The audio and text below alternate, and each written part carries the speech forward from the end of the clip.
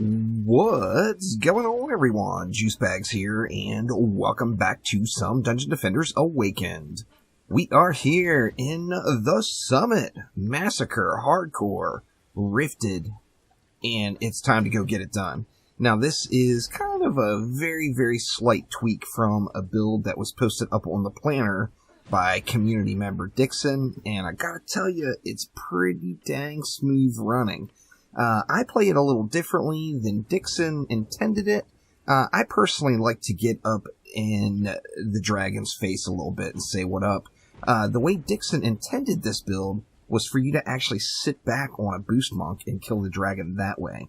So, super strong build.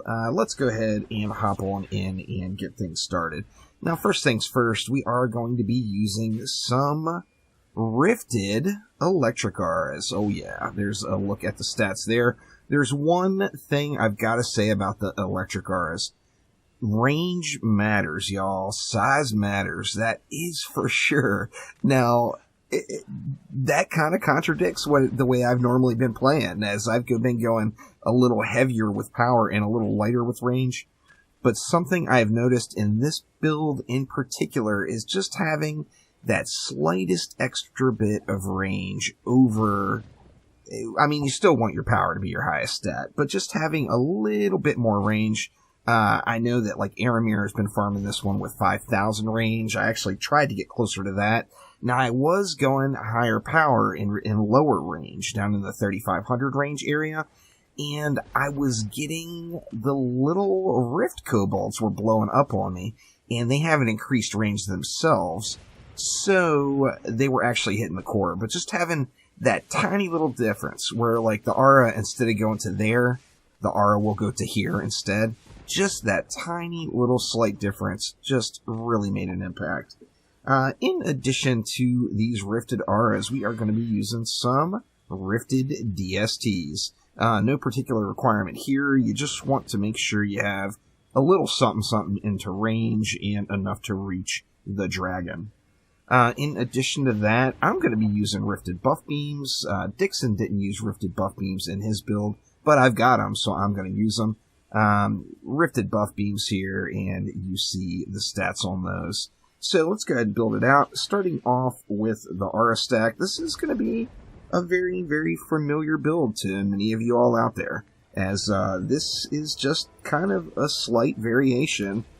It's like an old build, add Rift mode. In fact, Dixon said that this is a build he had been using just before normally. And I gotta say, it works. That's for damn sure. Now, one thing you'll notice here, the further out you put your auras, the quicker they're going to burn. The further this way you put them, the less they're going to burn. So if your auras are burning way too quick, just inch them this way just a bit, and that's going to take some of that damage off of them.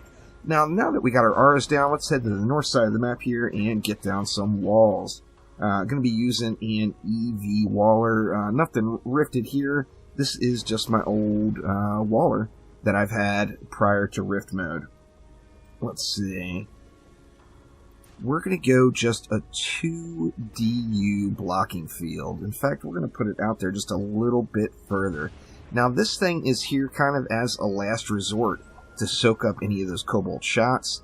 And as I mentioned, they do have increased range, so you don't want to put it right on top of your core, or the Rift Kobolds are going to blow it up. Let's go here with a 3 DU blocking field. And then over here as well, we're going to do the same thing, just 2 DU, nothing else going into it there. Now, heading back over to this side of the map, this is a slight change from what Dixon had, but I just like it, so I've been running with it. And that is walls going from the corner of that as far as they can reach over to here. Same thing right here, from the absolute corner to as far as you can reach right there. And that seems to be working out really, really well. I did forget a couple of important auras, and that is a little assist with these flyers up here. So we're just going to put in a snare aura, I'm just using the same exact builder as my rifted electric auras. as the stats are not near as good as my older monk. However, it's the convenience of only having one hero, so I'm going to go ahead and use just regular old snares right here. Now, we got those snares down, we got all of our walls in place, so we can now go ahead and get down some DSTs, and we're going to want to put some traps. Oh yeah, we using traps. Now, for our traps, I actually have a Rifted set, but we're not going to have this hero in the deck, so we're not going to get the Rifted bonus. I didn't swap back to my old gear, as I just felt the stuff is good enough. This particular Huntress is set up for Rifted gas traps, so I've got basically everything dumped into range here. So we are going to do our DSTs first, though. We're just going to start right about, right here, probably midway in this first full tile. I'm going to stick one right there, making sure that it's going to cover that stairway and that stairway. We're going to put one more, exact same place, and we're going to put 8 of these down. As you can imagine, there's going to be 2 pointing at kind of every corner of the map. So let's make sure that we get both of those lanes covered. We're looking good there, and then we're going to go for this way. For the ones headed south, just line them up with the catapult, or the ballista, pardon me, up top. That way you're guaranteed to kill that flyer lane as well. And then one more set. So just basically 2 pointed to each corner of the map. And this is it. This is really the beef of the build. This is definitely it. Now let's go ahead and get our buff beams down. Over here, we're just going to use one little 4 DU shorty buff beam. That is pro time. Let's put down a buff beam, and you know what? I haven't put my traps down yet. And what we're going to do there on this side of the map is we're going to go with 1 gas trap. As you see, that one's a fusion gas trap, but this character's not going to be in my deck, so I'm not going to get that fusion bonus. And then a darkness trap right on top of it. We're going to come over here, and we're going to get the exact same thing done, basically. I'm going to put down that gas trap, and then some darkness just right behind it, and then I need to connect all this up with a buff beam. This is going to be 60U right across here. And forgot to upgrade that other one, but let's get this one upgraded all the way. We're going to need a buff beam here as well. This is going to be another 60U. You got lots of extra room to play here, so just, run it down through the middle. Stretch it out wherever. 5 is just not enough. 6 is a little bit too much. But we got everything hit, and we're looking good. And we are going to want, you guessed it, a gas trap and a darkness trap back here on the DSTs as well. Now we have 3 DU left, and we need a few reflect beams in. So let's grab our Waller EV again, and we're going to go with kind of like a little arrowhead up top here. So we're just going to put the V in, 1 DU each way.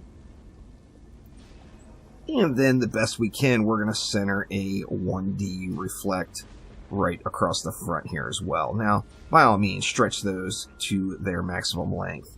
Now, what did I forget to upgrade? I didn't hit this buff beam yet. We got it. And I don't think I hit the other buff beam either. We're going to be starting this run off just on my regular old Boost Monk. I did have a hybrid going, but I just went back to good old faithful. So, no fusion armor here, just using my normal Boost Monk setup.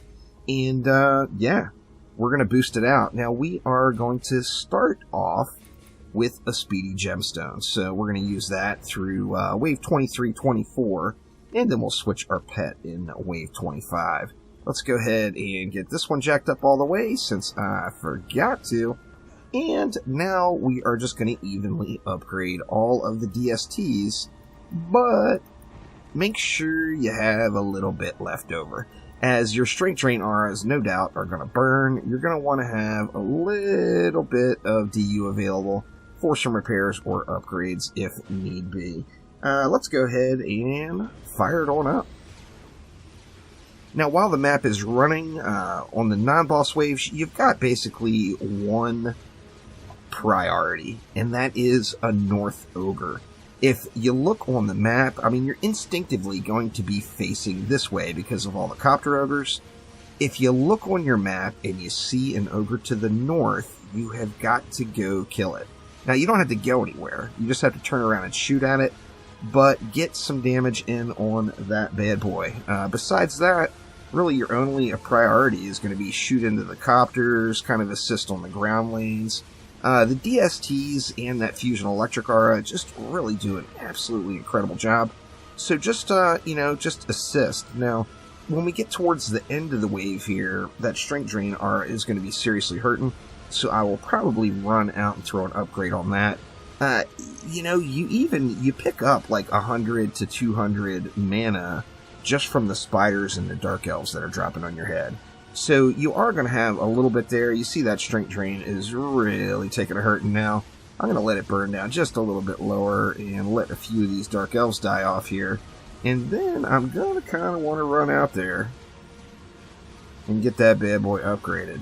So I'm upgrading as little as I can, except the crucial damaging defenses during the non-combat wave, as we want to save those upgrades for when the wave is running for emergencies just like this. So I can run out, just pop one on, and then instantly run back before the buff even expires from my tower boost. So just keep an eye on that. This Strength Drain for the north side of the map here is just not going to be a problem.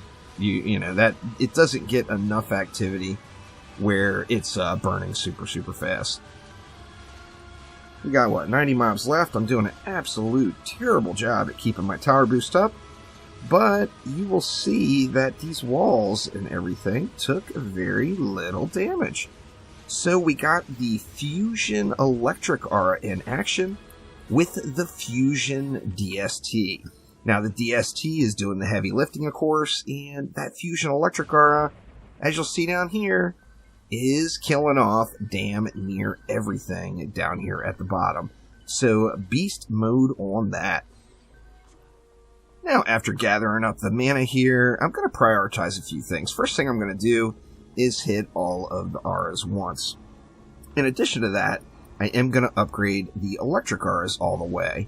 Now, taking a look at the walls, that wall took no damage. That wall took no damage. Wow, that wall took no damage. Over here had to, right? Let's hit our auras once. We'll upgrade our electric aura all the way.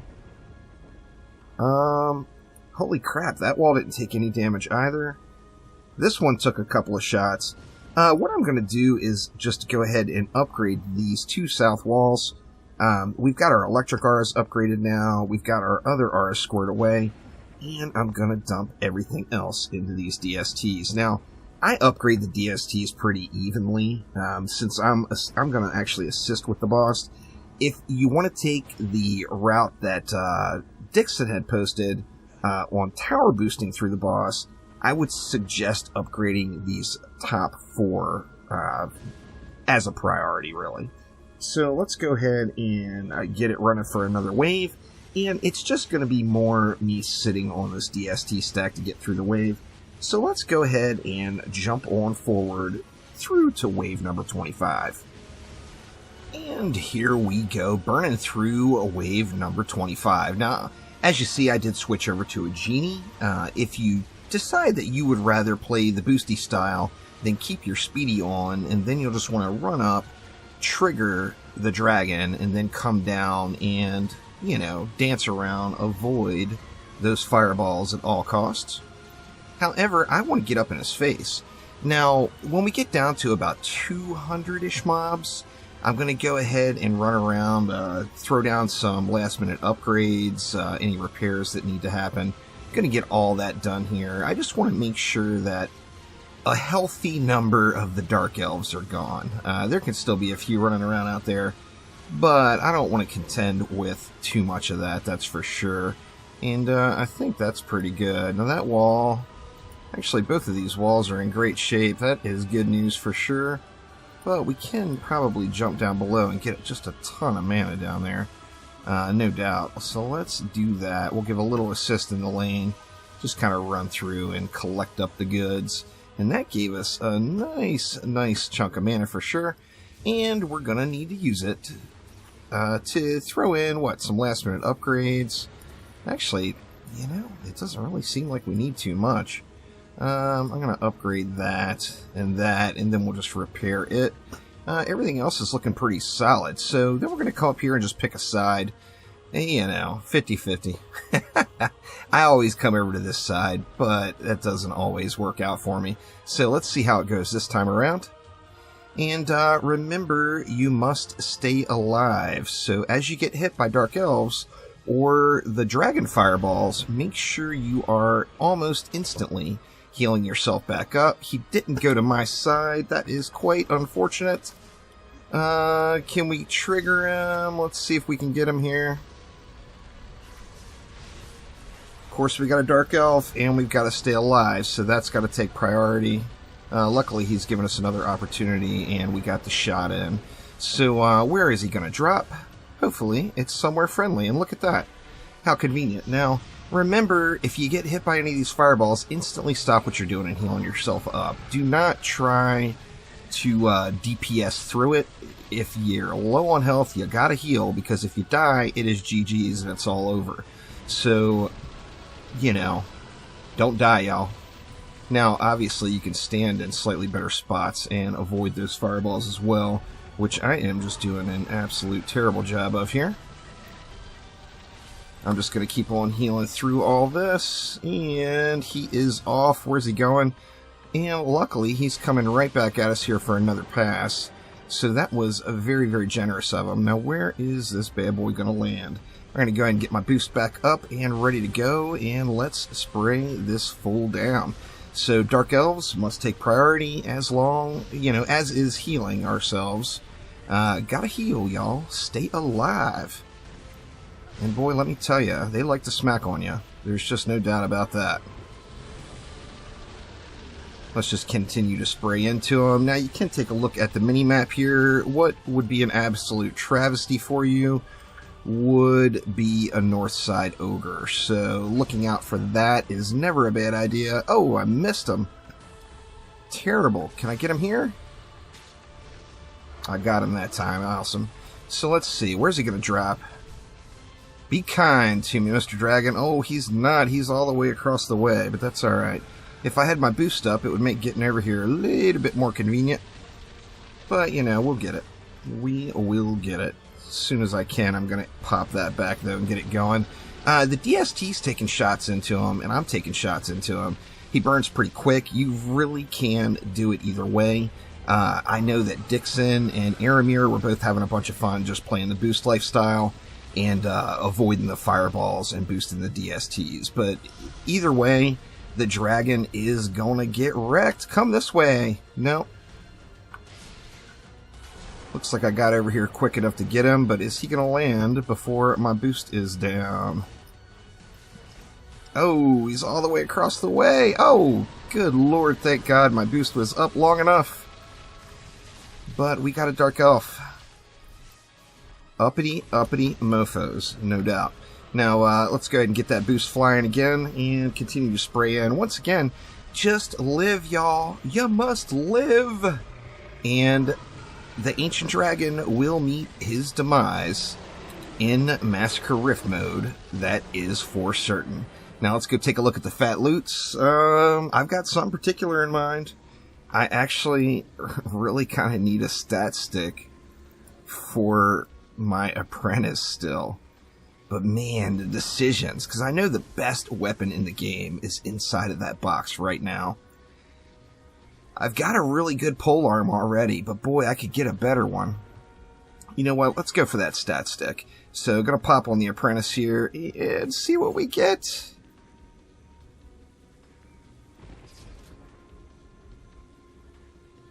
Where's it at? Ooh, I see it. Oh no, it doesn't have a blue beam coming off of it. Now taking a look at the loot, I got my stat stick. I was all bummed when I saw it wasn't blue, but after I picked it up and looked at it, it is shiny. It's a really fine stat stick. In fact, it's way better than what I got now, so I am super stoked about that. I also got this minor chest piece. Not the greatest rolls on that item. Yeah, not a fantastic accessory, but an accessory. And that will do it for this episode. So thanks an absolute ton for watching. Make sure to click that like button. Please subscribe to the channel. And I will be back soon with some more Dungeon Defenders Awakened. Thanks again, y'all. I'll see you next time.